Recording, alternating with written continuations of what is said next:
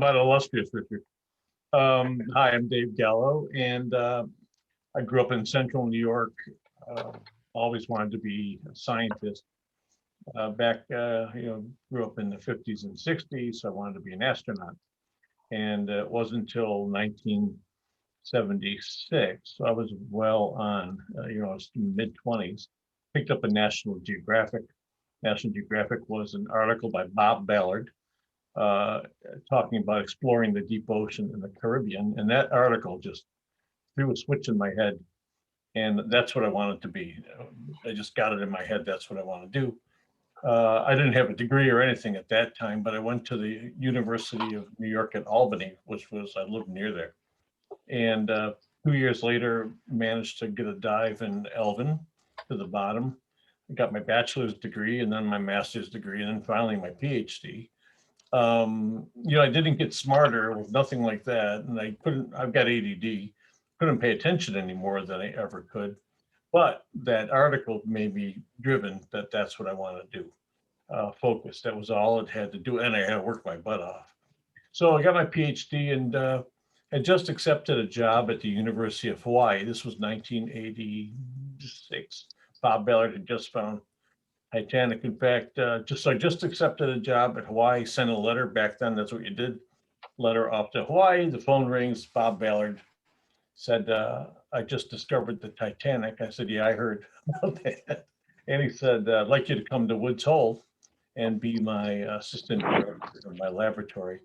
And it's funny because Hawaii said, we'll give you a laboratory, we'll give you funding. Well, your life is pretty much set, and you'd be living in paradise. Bob Ballard, and I thought that was great. Bob Ballard said, I don't know what I can pay you. I don't know if I can pay you. He said, I don't know what you'll be doing, but I promise you one thing. It'll be the first time anyone's ever done it. And I said, that's it. Sold. So came to Woods Hole, and right after Titanic was explored, it came in late 86. And so Titanic was all around me. And I kept it at arm's distance always. It wasn't science per se. There was a lot of media hype. And, as a scientist, you have to be very careful what you do because your peers are always judging you. And if it sounds like you're showboating, Bob Ballard had that issue. Carl Sagan had that issue. So if you act like you're showboating, the community turns its back on you. So I always kept Titanic at arm's length. And it wasn't until, in fact, I was very outspoken against what was going on in 87 with George Telekin team, which I later retracted completely. But it wasn't until the Russians started going that I went out twice with the Russians and their dives with tourists. And then co-led the last expedition in 2010, last full expedition to map the Titanic. And, I always tell people I'm not a Titanic expert by a long shot. I love the story. But what really gets me is helping people that are interested in the ship and the legacy of the ship to see as best as we can see, to go there as best as we can go there to help them get what they want. And so in short, that's me. I've done other projects, found Air France. I was co-leader, part of the team that found the missing airliner, Air France 447, did my research in every ocean. I studied underwater mountains, and to do that, we had to make maps and do searches, and then that's why it led right to Titanic, because that's what I did: deep water mapping, searching, and it fell. My expertise fell right into that role. So that's it in a nutshell, so to speak. Okay, cool. Well, I'm going to ask my questions first, and because that kind of leads into it. Talking about Titanic, what do you see the difference between archaeology and grave robbing, and why is it important to preserve artifacts from the ocean floor before Mother Nature reclaims them? Yeah, it's a hotly contested issue, as you know. Um, And let's face it, when you see archaeology, you can call it grave robbing. I mean, I just watched the Netflix movie, The Dig, which was about a while back, World War II archaeology in finding a buried ship in England. You go back to King Tut and all that stuff. You go to the British Museum. Not only did the British take artifacts, they actually took the dead person to the mummy. You know, some people will say all archaeology is grave robbing, if you want to put it that way. Let's jump to Titanic. There's a debate about whether it's archaeological or not, because it's only been 1912. And then some people will say it's historically significant. But here's what I'm a person. I don't like the eliteness of the academic world. I just wish they would speak English to people. But the bottom line is, there's a planet full of people interested in that ship. That's part one.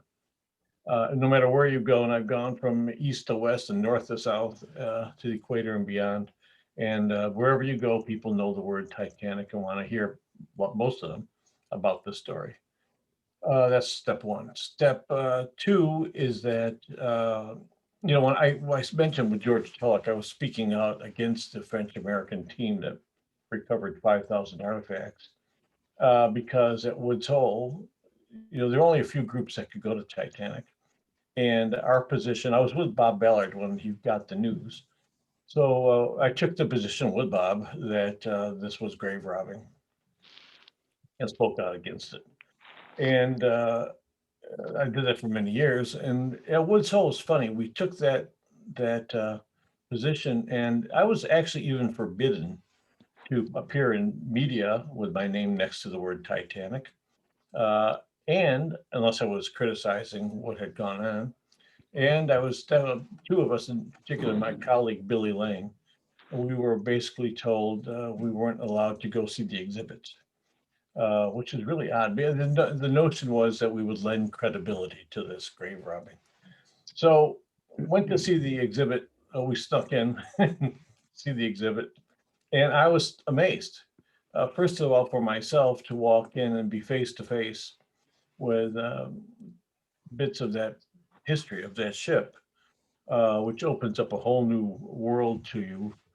That was step one. But I watched families come in, young, old, rich, poor, lots of individual people, big families, and watch their reactions to the artifacts. And I never forget that. I still do that today when I get the chance to go in and listen to people and watch what they do. A scientist, it used to be like Titanic, you had to be from Woods Hole because we had Elvin, or with the French, with Nautil, and maybe the Russians had the mirrors back. I think they were just being developed. Now, then you got to go to Titanic, and everyone else stay away. This is the job. If you don't have a PhD, no. And lately, now it's gotten to be, you can either have a PhD or be very wealthy. You get to go to Titanic. And I think that's really unfair, because to me, it's all about the experience. And for most people, they can't afford that and don't want to get a PhD, but you can go into the exhibits and have a legitimate one-on-one experience with pieces of that ship. And that's, priceless to me, invaluable, to give people that kind of experience that they can have, young, old, and whatnot. I still, if I walk into the room at RMS Titanic Inc., still go in there, and when I come with the conservation room, still takes my breath away, because you win that piece that was there that night, and that's pretty powerful. Now, that's all to do with that 5,000, those 5,000 objects that were recovered back in 87 and later on. In 2009, I had a knock on the door of my office at Woods Hole, and in walked PH and Argelay, I love PH, and with him some business guy in a coat named Chris Davino. He was CEO of RMS Titanic Inc. It was like the devil appeared in front of my desk. He brought the devil to me. And he said, look, we want to go back to Titanic.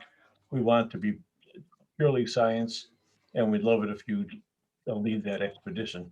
And, I had to really do some serious thinking. A lot of conditions, no touching artifacts, no picking up artifacts. And I have to tell you, since I've been with that company or affiliated with that company, never once have we sat around the meeting room and said, let's get out there and grab stuff. Never once have we looked at it as a money-making venture to the company's detriment. It was always about the science, always about the legacy of the ship, especially with the new CEO, Brett Hunchak. So it's always about the ship and the people on the ship and the audience. So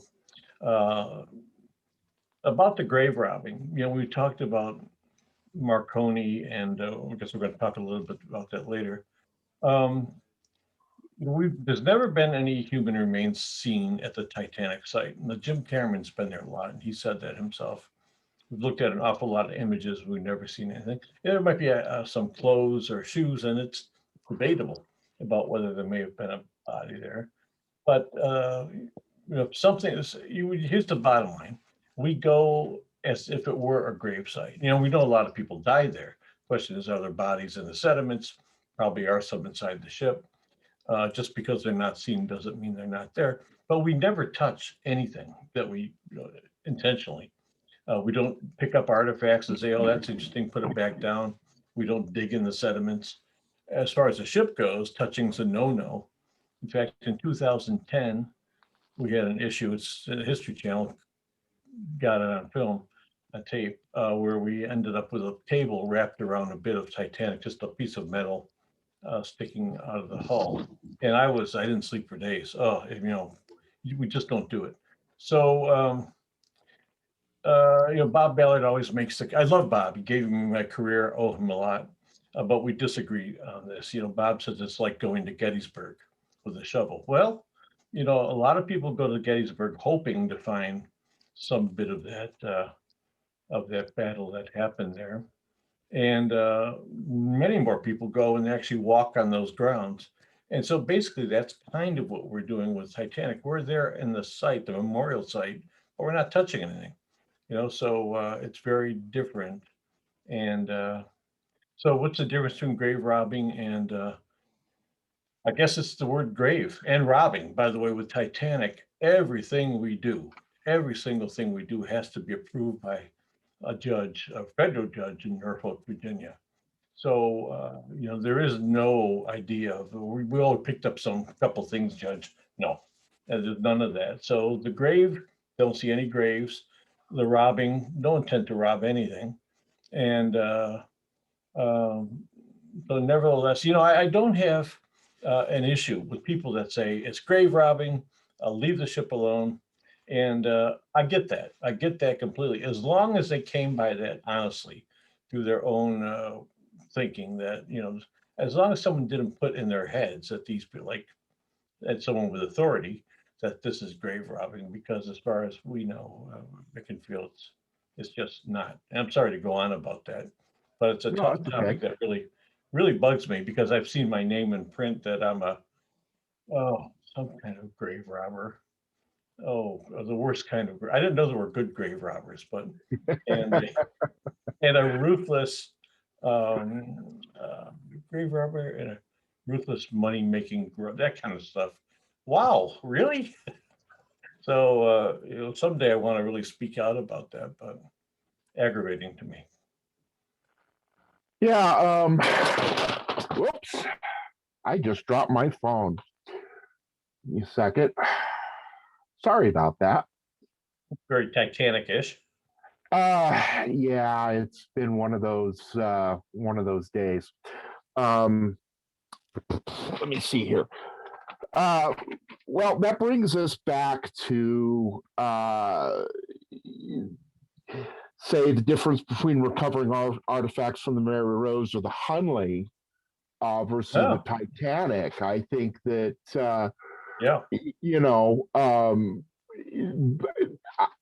put in perspective, are you thinking that some of the people that legitimately come to Titanic and don't see the others as grave robbing? I mean, how do you feel about that? Oh boy, Richard, I'm telling you, it's really frustrating to me because, and again, I'm about people because that's the world I come from. Just my Yeah. whole family's blue collar, was blue collar, and we grew up in Central New York, So this, and it's in, to me, you've got to preserve the ship as much as you can at the bottom of the ocean. That's important because people dream about that mystery, and it's important to have the ship out there. It's decaying, sure, but the idea we should do our best to keep it there. But this notion that, and it's in the company's best interest, by the way, to keep the ship there because who else is going to protect it? And we've made a map of every little thing. So if something's gone, and we know that some things are gone that used to be there, we'll at least know that happened. But this idea that the U.S. government's going to step in, and they did the Hunley, NOAA, or that this combination of France and England and the United States, this giant international committee is going to come together to protect Titanic. How? Show me how. And so I feel like, if we don't step in and make a case that to keep it out of the hands of giant committees that really don't give a rat's butt about the public in general, I'm sorry, I just don't believe it, and are hypocritical about, they'll pick up. I just saw a show the other day where they were picking up pieces of human hair from a underwater ship, and this was, I think it was, well, it was the former head of the underwater NOAA part. And so when I argue about, well, why are you picking on Titanic like that? Even though we're not doing that, but why? They'll say it's a special case. Well, special case, okay. But I hope that answers your question. But yeah, I find it very hypocritical when this is okay, but Titanic's not okay.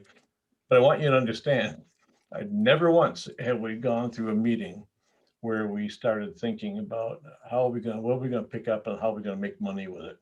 Never once, not at all. We do worry about, as I said, some of the collapse of the ship and some of the things that may be, in the debris field. The other countries, by the way, that aren't France, the United States, England, I think Ireland, maybe Canada, can go there, and some countries have got the ships. When back in '86, there were just the three: United States, France, maybe Russia. But today, with a couple $100,000, in the maps that we made, you just get a ship in Newfoundland with a robot on board, or even just a dredge, head out to the Titanic site. I guarantee you'll come up with a lot of stuff in a short bit of time. And there's no one to protect it. They're not bound by any international agreements. So all that to say that it's really important to know what's out there, and you can't manage something if you don't know what's there. And so I find it a little bit hypocritical when other government entities go and do that kind of thing. But anytime Titanic, we can't even go there without them saying it's their grave robbing. Show me the grave, show me the robbing. What do we never picked up in it? No.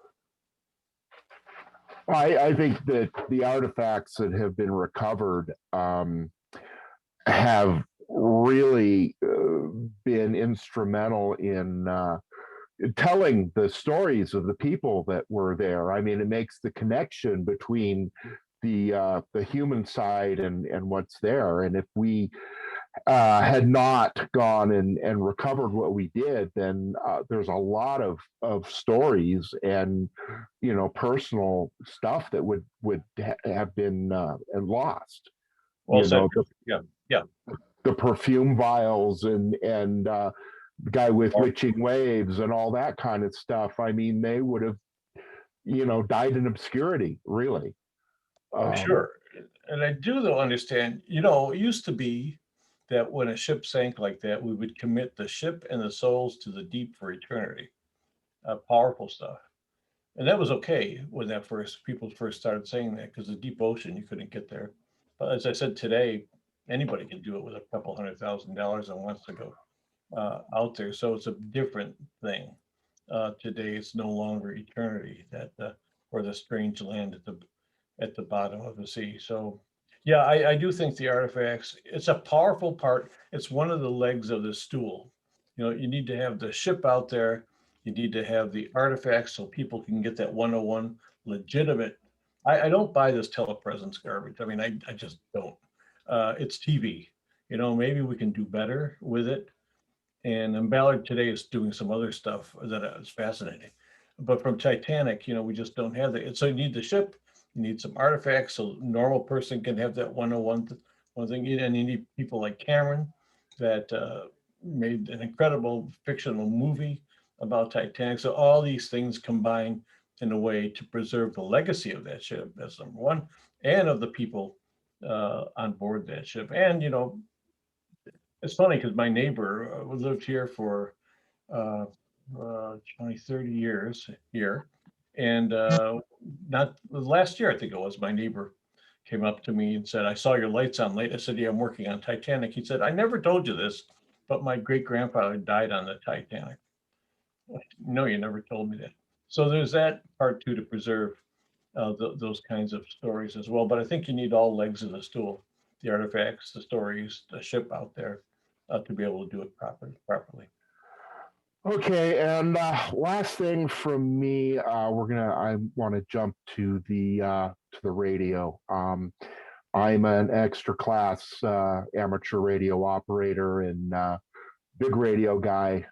When I was in junior high, I actually made a replica, an electrical replica of the Titanic's emergency transmitter, and knocked off an LA Rams game off the air with all the TVs in a 10 block radius of where I lived. My kind of guy. Yeah, Sunday afternoon I was playing with it. Monday I heard the kids were talking about that the thing got messed up, so I took that apart quick when I got home. But so I have a real interest in the radio and the equipment of the time, and I understand that we don't have an example of the motor generator with the rotary gap at the end, and just wanting to know. We know it's been postponed. We heard that, and we know COVID has taken its toll. But why is it important we get that? And do you know of the other objects in the ship, such as the key? I understand that it may, and the desk may have been washed into an officer's stateroom. Yep. Is that something that would be worth recovering? And I guess the second part to ask is, if we don't save it, Mother Nature is just going to destroy this stuff, even though the Titanic's going to be there and all that. But Mother Nature is just ravaging the ship. Yeah, I mean, the things we know about this, rust doesn't sleep every day. It's degrading a little bit. It's being buffeted by currents, waterways. It carries a lot of force with it. And they come from different angles, and it's pretty much continuous, sometimes stronger, sometimes less. And, it sits one of the greatest underwater landslides, sits basically on the same slope as Titanic, not far. It's around the corner and a little ways away, but Titanic is in that kind of a zone that you could have a landslide from an earthquake generated to cover the ship in a heartbeat. Maybe that's the right thing. I don't think so, but and the other thing we've noticed is, and it's been well known, Canadian scientists know, the seafloor has these dunes that march across it, driven by currents, and they dwarf the Titanic. So just like in the Sahara, you could get a dune moving into that area. It all points out to there's a lot of reasons that we could lose bits of that ship that might be historically or emotionally important. And like I said in the beginning, I'm not a Titanic authority. And in fact, in 2009, we were getting ready to leave port, 2010, sorry. And History Channel said, we have someone we want to bring. We want you to take out with you. And I said, well, we had needed every person we could get. Every stateroom had people, some had two. We had several robots. We didn't have time for this strange person, whose name was Park Stevenson. And I don't know who he was. Who is this guy? Oh, great. He's a hobbyist. That's just what we need out here, is some guy that's a hobbyist. Wow. Would have been one of the biggest mistakes of my life.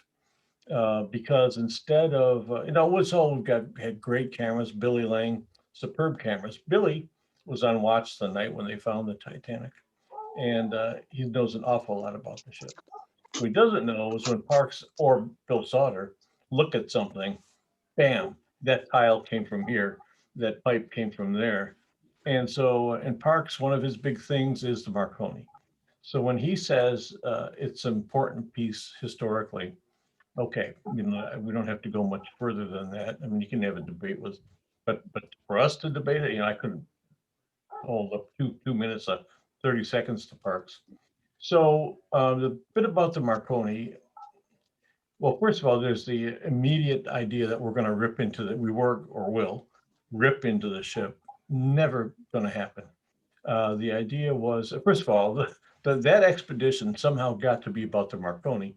It's not. It was a continuation of what we did in 2010, which was pure science. But so it's been 10 years. And so if we don't do something now, it's going to be another 10 probably before we get out to the ship again. A lot can happen. So when we look at that part of the ship, the deck or the ceiling is collapsing and collapsing fairly rapidly. And I made the point that if you could stick your finger right through certain spots. And when you look inside there, peer inside there, you can see bits of the Marconi. I'm sure you've seen those hanging there that are easily accessible. I mean, meaning easily being, you don't have to do any kind of sawing or cutting or ripping, tearing, unbolting. It's just there. Other pieces are like, you know, are still bolted to the deck itself. But so this notion that we were going to go in there and somehow leave the escaping hole in the ship was wrong. Well, you know, one of the things we said when we thought about the Marconi is we have to do it with minimal damage to the ship, if any damage. And you know, it's possible the skylight, the openings of the deck are big enough that we had a team, a guy named Curry Lonnie, the best there is, designed a way for us to go there with 2 robots and laparoscopically reach in to existing openings and pull out what bits of the Marconi we could. Nothing. It wouldn't be, certainly wouldn't be the whole device. Now, when Bill Sauter or Parks says, I think we see the key in there. Okay. So now the trick is you have to design a way to go get it without, again, causing damage to the ship. You know what? It's amazing that when people point at the, you know, full disclosure, I'm not now, but I was consultant to RMS Titanic Inc. But you know, they're putting out millions of dollars to go out to Titanic, and all they have is ticket sales coming back. You're not going to make up millions of dollars. So when you talk about that idea of laparoscopically grabbing bits of the Marconi, hugely expensive. And you know, when we went, I testified before the judge, and what I said was, when we get there, we're going to do a complete survey of the before and after, but of the before for starters. And if we think with confidence that we can, you can't guarantee anything, but if we're confident that we can bring back bits of the Marconi without damaging the ship, we'll try it. We could just say, forget it. In fact, if there was any threat of doing serious damage, it was off. And so all I asked the judge for was her confidence that we would make the right decision. And we would provide her, like I said, with before and after. So, you know, she could see what we had done. And again, for the importance of it, I have to go to people like Parks and Bill Sauter to tell me why it's important to bring that. I'm not going to question something like that. I don't have the expertise to do that. So I think my job is more to find out, okay, they think this is important. How do we get it up without doing it with full respect to the ship and the people that sails on board her? To answer the question, you have to bear with my ADD a little bit ago. At least I'm not talking about, at least I'm not talking about birds outside on my bird feeder. Although I could. Squirrel, yeah, I get Yeah, it. hey, look at the squirrel. That's great. From what I understand, the only part that they're talking about bringing up right now is the motor generator, with the part that was talked about, because the transformers, capacitors, condensers, the rest of the stuff down there has toxic waste. lead, all kinds of Yeah, nasties that nobody really wants to touch. So, I just wanted to clarify for everybody that it's not all of it. It's just it's not all of it, right? It's what's fairly easy. Well, we can. I mean, Troy knows how to section yeah, his ship and go in and grab stuff. And so it's not about that. It's about the pieces that are most at risk and that are more or less accessible to us. And the other thing is, the media. I think they're led to believe that the radio is going to look the way it does in the images that are made to show what the this glistening piece of radio, lovely wood and metals and things like that. It doesn't look anything like that. So, oh, oh, you're there. I see oh, you. there. Yeah. So I mean, it doesn't look. If you've seen the images of what's left in the ship right now, when that shows up on deck, people are going to wonder what was this all about? Right, right. All right. Well, thank you for answering my questions and for the discussion on the radio part and all that, because that's what's near and dear to my heart. So now we're gonna just unleash the team, I guess. Is Cam online? Anybody see Cam online, Alicia? No.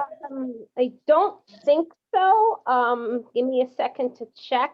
No, he said he's in class. He can't get on. Okay. Let's have Kurt. Kurt, do you have a list? I have the list handy. Yeah. Is Sonia on or did she drop off? Yeah, Oh, Sonia, did you want to go next? yeah, I'm going on.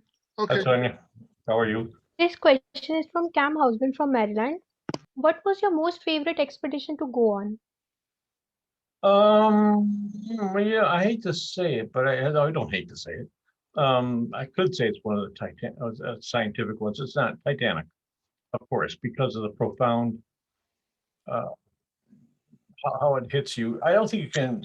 In science, you're supposed to be very unemotional. You go to a spot, you collect your data, go back. Period.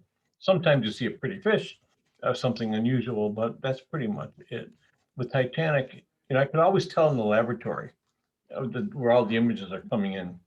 When there was something, it's all profound, but when there was something that connected humanity with that ship, like a doll's head or something like that, that there would be quiet because of how it impacts you. And so I think that of all of them, that going to that, and there are other shipwrecks too, I guess, but Titanic by far. Boat deck, I can't get over the boat deck knowing what went on that deck at those davits that night. So anytime I see that, I got this full disclosure again, never dove to Titanic. I've been there 3 times, but the times we went with the sub with the Russians, I gave up my dive, thinking that I would have more opportunities. So I'm hoping the next time we go with a submarine, I'll get my dive. Worked a lot on the images, and Joe led the last one with all the robots, but never saw it with my own eyes. Thank you for the answer. Oops.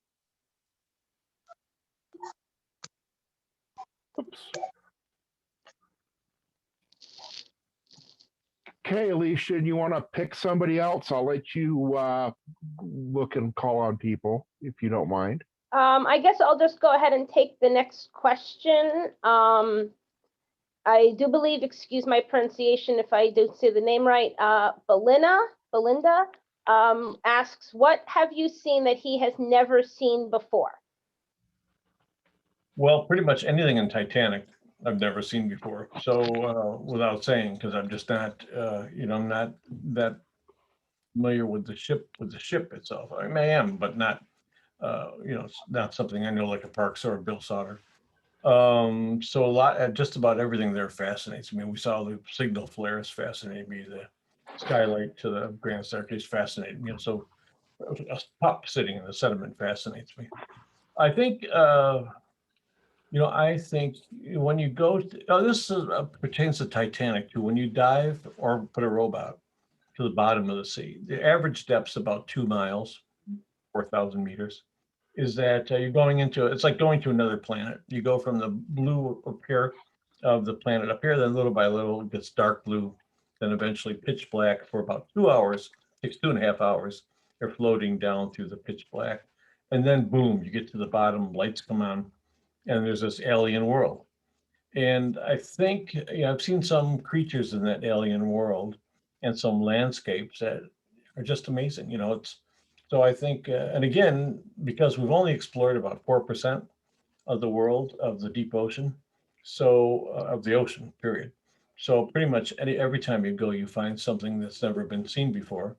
And so I would have a hard time picking exactly what was the most. I mean, I remember some fascinating animals, but I'll tell you one thing about back to Titanic. First, I think people have to realize it's never routine to go.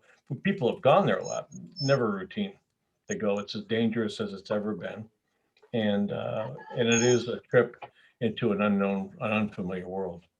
But I think last time, when we were coming up to Titanic, there was, we had to promise ourselves that we weren't going to chase anything like if we saw an animal. That our job was to mow the lawn back and forth. It was kind of boring because we didn't want to miss anything. And so just before we got there, some animal zipped in front of the cameras, and I don't know what it was, but I want to know what it was.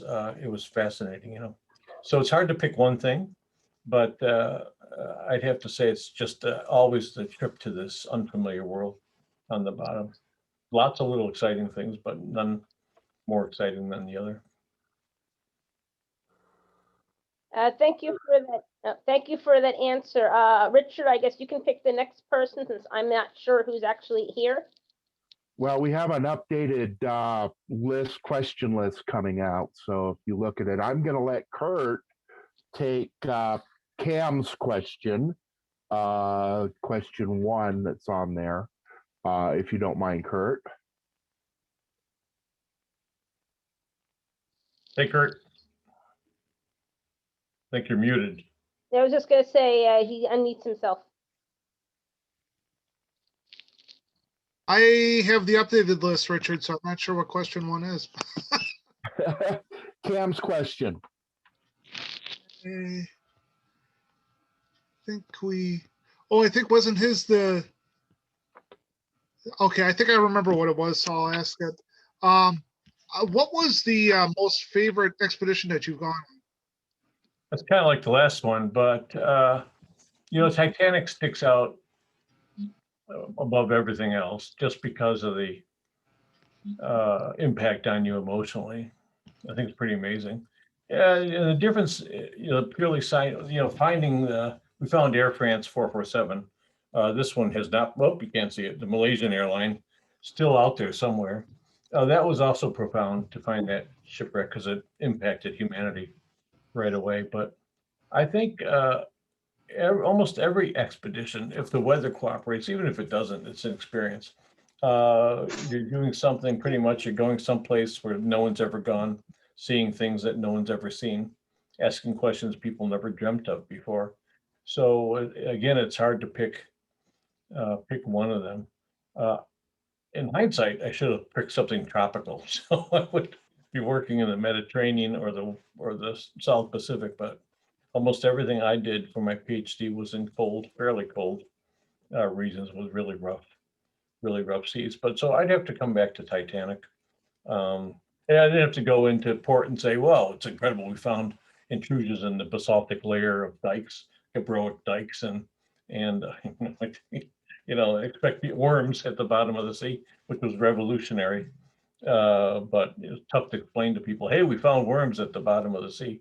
So scientifically, there's a big difference with something like that, which was revolutionized the way we think of life, but doesn't mean much to people. And Titanic, that has a big impact on people. So I have to stick with the Titanic again. Thank you.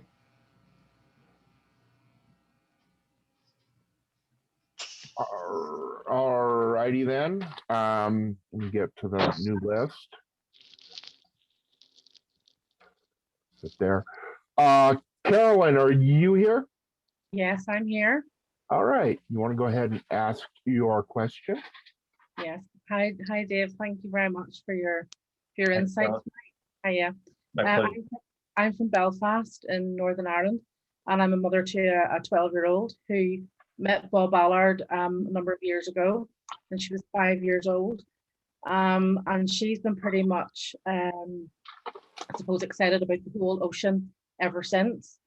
And my question to you would be, from your experience being out there and, you know, pre-COVID and during COVID, do you think the future's still bright in your industry for like an oceanographer? Like, Oh my gosh, yes, tell her right away.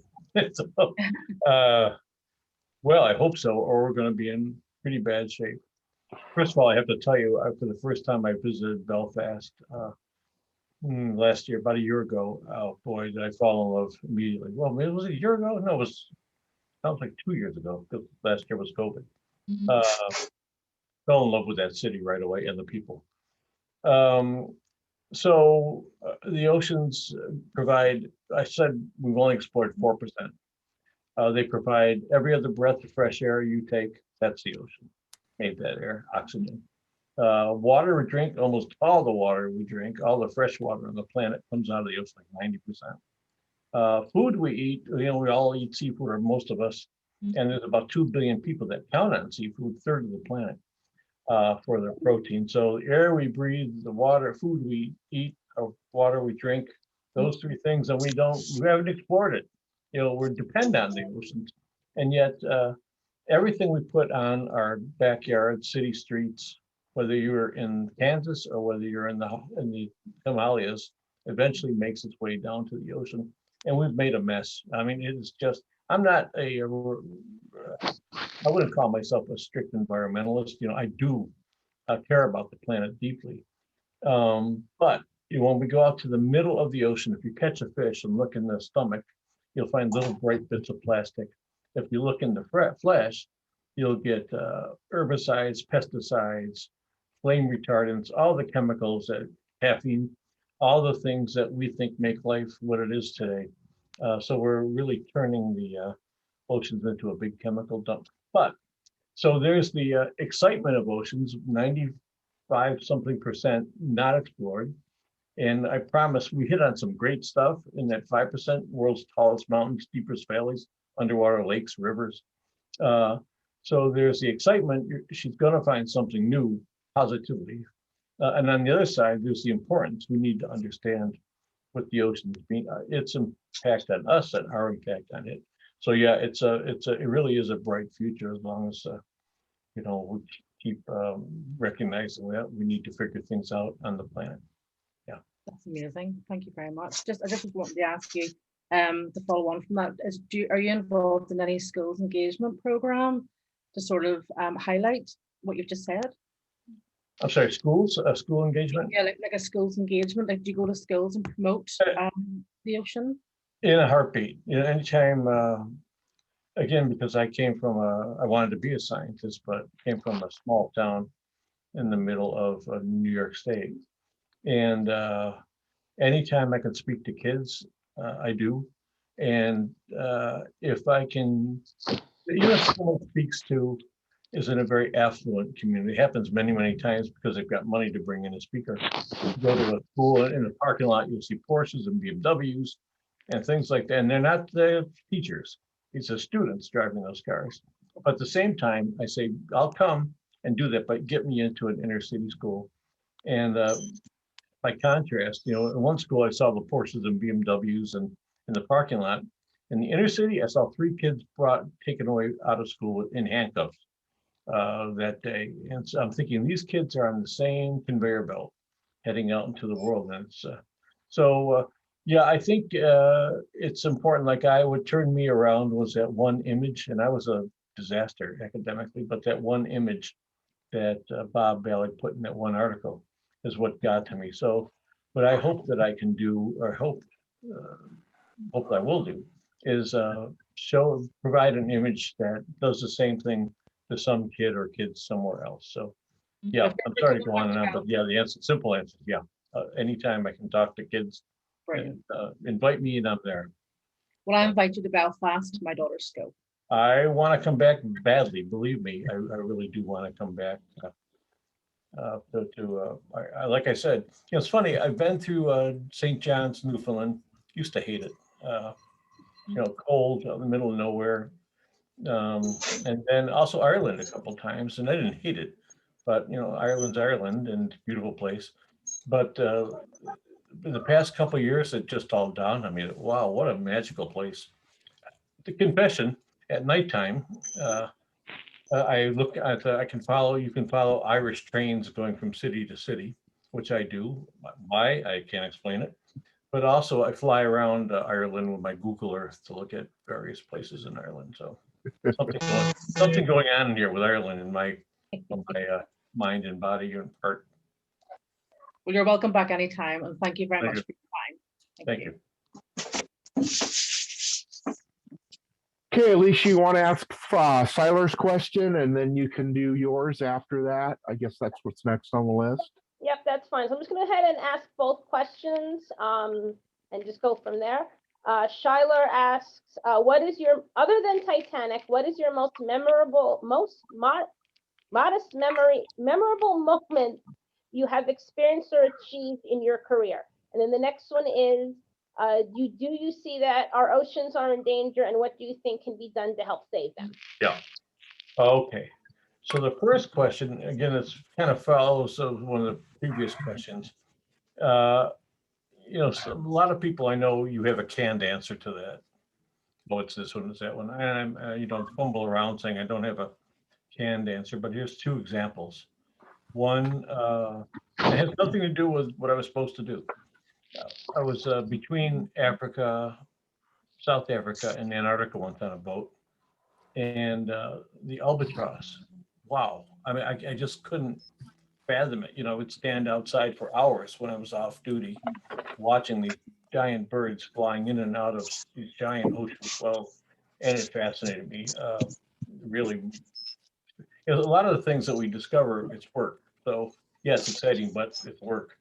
So you have to do your science. So the other thing was Antarctica itself, that I was involved in an expedition to Antarctica, didn't want to go.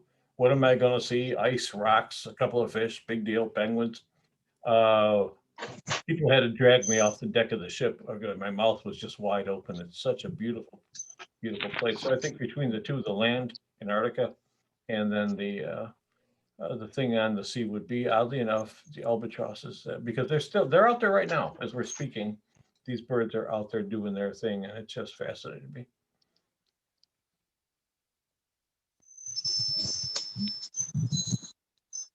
Okay, the second part of that was, what do you think we can do to save the Oh, ocean?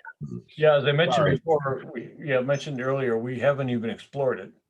And you have to explore it before you can understand it, and you got to understand it before you take action. So a lot of the things we're doing right already, we're starting to cut back on plastics, and carbon dioxide is pretty bad too, because the oceans turn the gas carbon dioxide, rains, and it makes like an acid, which is horrible for animals that want to make skeletons out of seawater.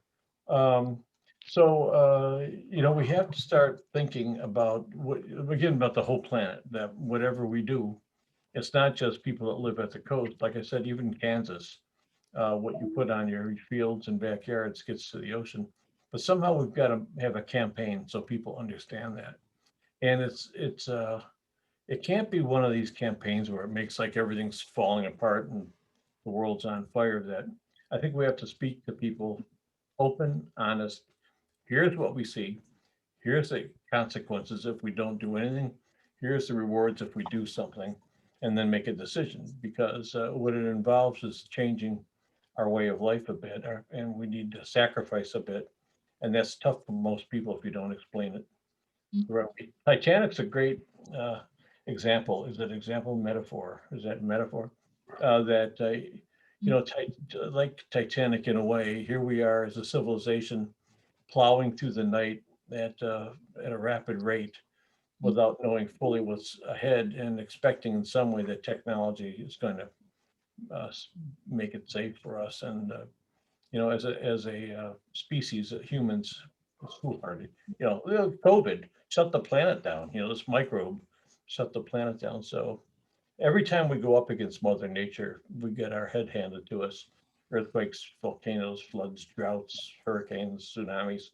And, you'd think we'd learn by now. So, so I think, yeah, we need to again, speak straight forward to people that here's the deal, here's the problem, and here's what we don't know, and here's what we need to know, and then go forward from there. Excellent. Sonia, I think you have a question from Terry, and you have one for Hugh. So let's go ahead and do that. This question is from Terry from Kentucky. Over several decades, it's my understanding that there has been a deep decline in the population of great white sharks. Many put blame on the Steven Spielberg's 1975 classic Jaws, based on Peter Benchley's novel. I want to know is, as an oceanographer, how much blame do you put on the film, and do you think the blame is warranted? It's a great question, especially since I spent a good part of this morning talking about the issue with sharks. Shark finning, you'd think it would be getting better. It seems like it's getting worse to the point where they're killing off millions every year, all for soup. But also the general notion that people have that sharks are evil, and I know, it still bothers me. I guess it's that toothy grin that makes you a little bit scared. Yeah, I think the media does put ideas, that's what it's supposed to do, in people's heads that sharks are, it still scares the heck out of me. That music, you can't forget the music. So yeah, I wouldn't blame it, but it certainly has a big role because there's nothing to counteract it on the other side. And that's what I love about Jim Cameron. By the way, not just a good movie maker, but and an explorer. He's one of the best by far. And I've said this many times online, is that even the best of the best that I know would find it tough to stand up to Jim Cameron. Brilliant, brilliant guy. And so I think what he does too with Avatar, no one wants to be lectured, but I think by creating a storyline where you start to realize what's at stake and what we can do about it is really important. So yeah, so in some ways they point to the media and say, the media is responsible for some of this, and we need to change people's attitudes. So now if you shark fin, people say, and I've heard him say it, who needs sharks? Well, we need sharks. That's a great question. Okay, thank you for the answer. Second question is from Hugh from Ontario, Canada. What was your favorite Titanic wreck memory? Favorite artifact or something on the ship?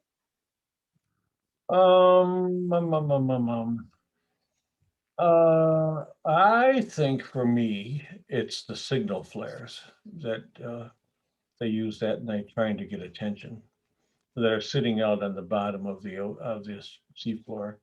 Again, I start to think when I look at something, I always wonder who was holding that, who did what with that. And there was something about that. You'd think that some of the personal things would get to me. But mostly I think it's the signal flares sitting on the seafloor, again, because I know they're there, and I know that night how much hope there was that they would attract attention. Thank you very much. You're welcome. Sonia, do you want to ask the last one of your questions that's on the sheet while you're here before we jump away? Oh, they were, what can you For repeat, you? please? Yeah, for Eli or Ellie. Oh, yeah, I can ask. This question is from Ellie Moskowitz from Israel. How can a simple researcher like me get a chance to go to the wreck, but not as a tourist or something like that, but as a part of a real mission? Okay, I'm gonna tell you a secret, but no, keep it between us. Um, when someone, like when I was at Woods Hole, which is about 2 miles that way from where I'm sitting, you get certainly a lot of people want to go on expeditions, and tough to do because the ships only have certain amounts of berth spaces. and you need almost always need every one of them. So it's tough to bring people along.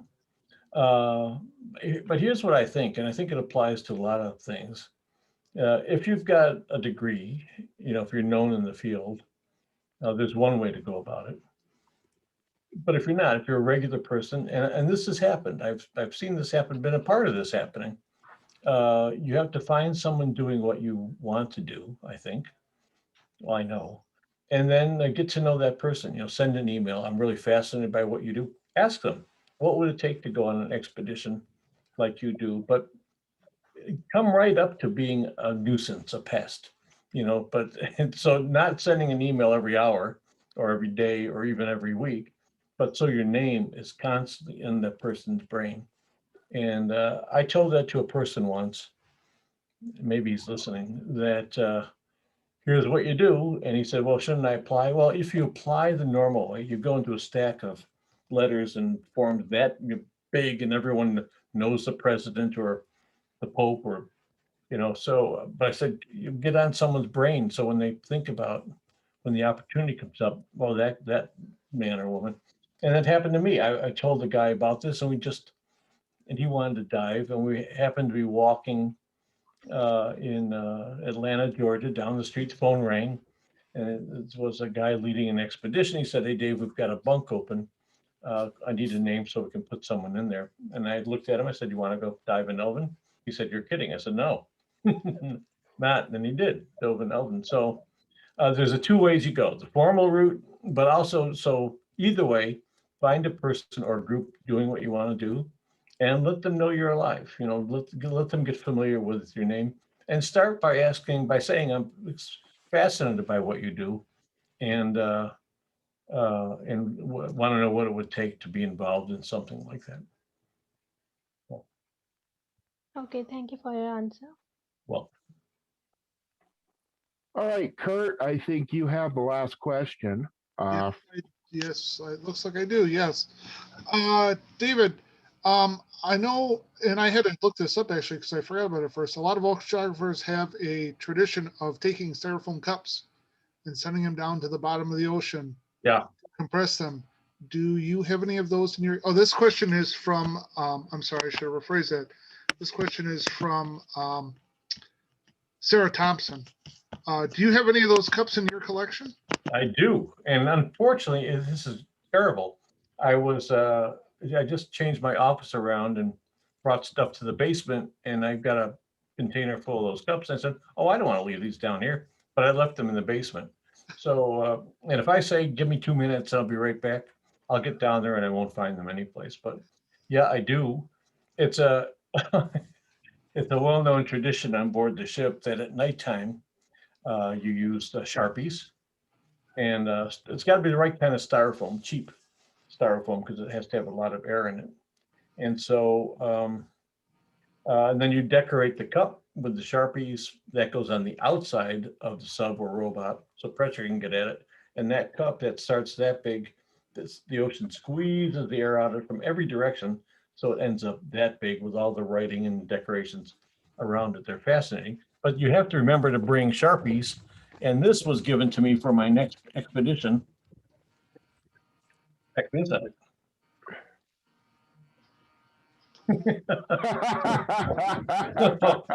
I'm ready to go. Now, last time, every so often, you'll see a guy that makes some joke about me and my Sharpies. One night on the last expedition, I had something similar to that. Not that many, but and I had my Sharpies, had my cups. If you run out at sea, you're in big trouble. So I came back to my desk one night I was going to make some. Sharpies were gone, and I was berserk. I ran down to the lab, was yelling at people, and next morning my Sharpies showed up again. But I made an idiot out of myself for sure. But yeah, they're fascinating, those cups to have, and again, anytime a sub today goes down to the bottom. I think on our expedition, people were sending T-shirts and hats and all that stuff to the bottom too. But yeah, you can guarantee that there's hundreds of cups going down on the outside of that vehicle at the same time. Yeah. Outstanding. Thank you, sir. You're very welcome. Okay, that's what we have for questions. I'd like to thank you for being here with us, and we really enjoyed it.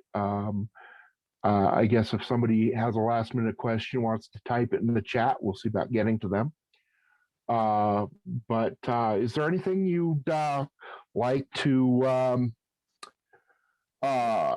wrap up or say, or, Well, I would or like to say anything? something. Yeah, again, at Woods Hole, even to this day, what you do here, this enthusiasm that you show, dedication, you won't find that, that kind of thing in the scientific community. And it was a real eye opener to me to first show up in some of these rooms. I had no idea, and it's made a big difference to me to be able to talk to people in normal language and exchange ideas back and forth rather than have it be some, Titanic politically, scientifically is a real controversial topic. And I'm not sure why, but the fact that the company got dragged into court, I shouldn't say dragged, invited to court 3 or 4 times, won every time. But every time they get pulled in, it costs the company money. And so there's a lot of, I wouldn't call it hostility, but it's pretty much hostility between certain groups of people involved with Titanic. So the ability to come and speak to groups like yours, to me, is invaluable. And I don't mind if people say you're a jerk, you're a grave robber, you're an infamous treasure hunter. I'm not, but as long as we can talk it out, that's great. But the place to do that is here in these forums. You're never going to be able to do that in the scientific. Too many assassins in the scientific community, so you never have a chance to have an honest conversation, really, in my opinion. So thank you for what you do. Well, thank you. We're kind of feel that we're all in this together in some respects, and it's hard for you to do it without the support of us, and we can't do what we do without the support and involvement from your side. So it really is, yeah. Boy, Richard, you said the magic words, and I should have brought it up before, is that we see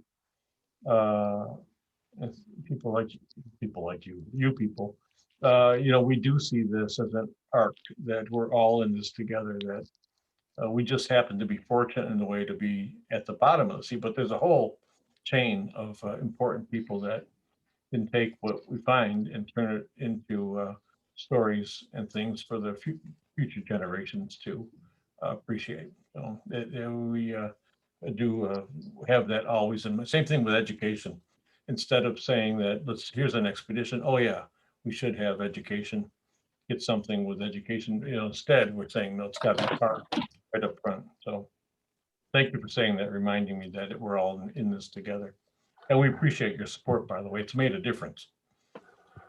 Well, I'm glad. It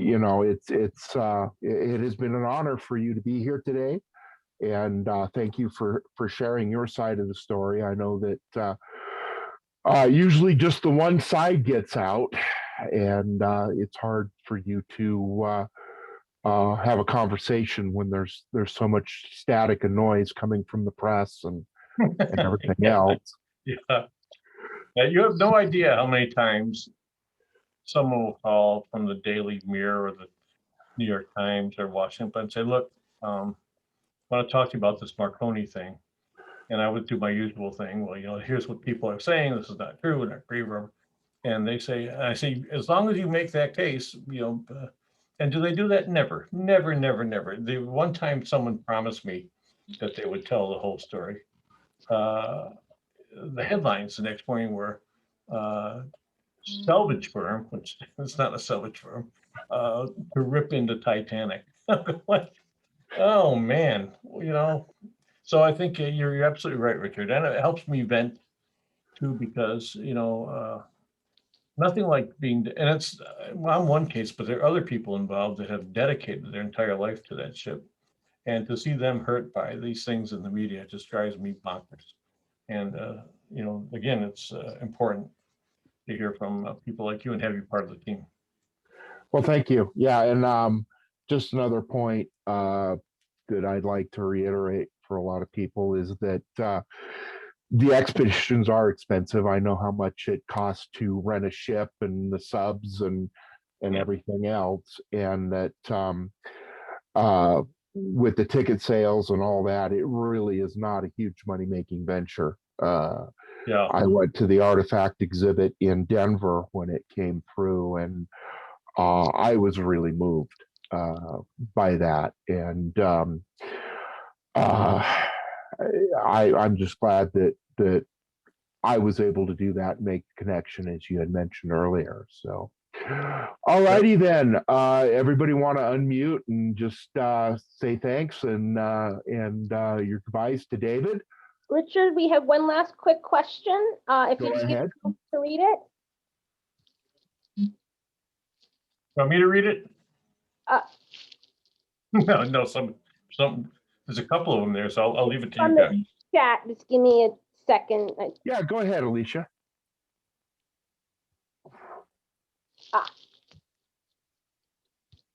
I didn't see the name, but the person asked that if a personal artifact has been recovered and they can prove ownership, can the family of that person retrieve or recover the item?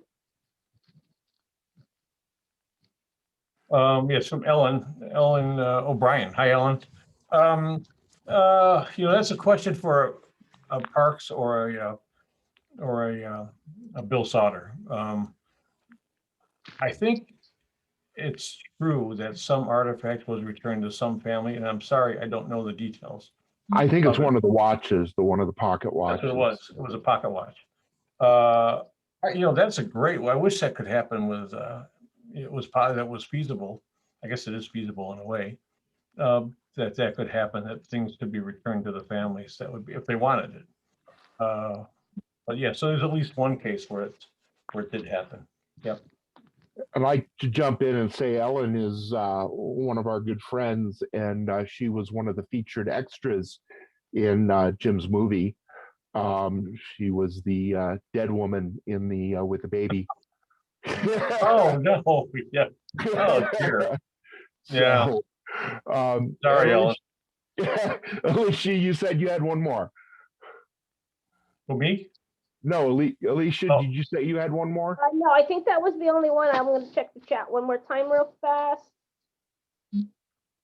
Okay, and Jill says thank you. She's sorry she can't be here. She's won't go into that, but thank you. Last question. If we did miss any, we do apologize. All righty. Just a comment. Believe the watch was intended to Edith Heisman or Hazeman.